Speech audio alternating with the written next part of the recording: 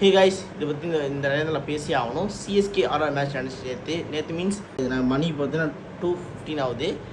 RR வந்து ஒரு மேசிவான வெற்றியை பதிவு செஞ்சாங்க. பட் சிஎஸ்கே பற்றி பேசணும்னா சிஎஸ்கே நல்ல பேட்டிங் லைனப் யங்ஸ்டர்லாம் இருக்காங்க. பட் வந்து ஆர்ஆருக்கு சாதகமாக இருந்துச்சு. டாஸை வின் பண்ணாங்க. ரியான் பராக் டாஸை வின் பண்ணி நாங்கள் வந்து ஃபஸ்ட் நாங்கள் ஃபீல்டிங் தான் பண்ண போகிறோம்னு சொல்லிட்டு பேட்டிங் பண்ணாங்க சிஎஸ்கே. பட் இயர்லி விக்கெட்ஸ் போனதுனால வந்து சிஎஸ்கேயால் நல்ல ஒரு பெரிய டார்கெட் செட் பண்ண முடியல.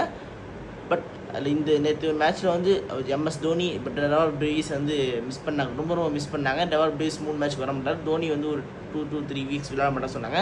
நல்ல ஒரு யங்ஸ்டர் பேட்டிங் லைனப் தான் கைஸ். ஆனால் ஆர்ஆர் வந்து ஒரு நல்ல ஒரு ஸ்ட்ராட்டஜி யூஸ் பண்ணி ஜோஃப்ரா ஆர்ச்சர் எங்கே யூஸ் பண்ணணும், கண்டிஷன்ஸ் ஏற்ற வந்து நேற்று பவுலிங் ஆப்ஷன் யூஸ் பண்ணாங்க. ஸோ கைஸ் யாரும் சிஎஸ்கே வேன் கவலைப்படாதீங்க, கண்டிப்பாக ஒரு கம்பேக் கொடுப்பீங்க, ஒரு பெரிய கம்பேக் கொடுப்பீங்க.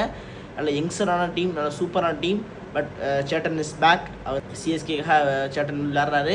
பட் ஜட்டு அங்கே பேரல் ஒரு ஓவரில் 2 விக்கெட் எடுத்தார். என்ன தான் நான் மும்பை இந்தியன்ஸ் ஃபேனாக இருந்தாலும் கண்டிப்பாக பங்காளிக்கு நான் சப்போர்ட் பண்ணி தான் ஆவேன். அந்த தமிழ்நாடுக்குள்ளே சென்னை இருக்குன்னா எப்போவுமே தமிழ்நாடு விட்டு கொடுக்க மாட்டேன். ஸோ கைஸ் நிறைய வீடியோ இதுமாதிரி வேணுன்னா நம்ம சேனலை ஃபாலோ பண்ணி வச்சுங்க, சப்ஸ்கிரைப் பண்ணி வச்சுங்க. அடுத்து சந்திக்கிறேன். பை.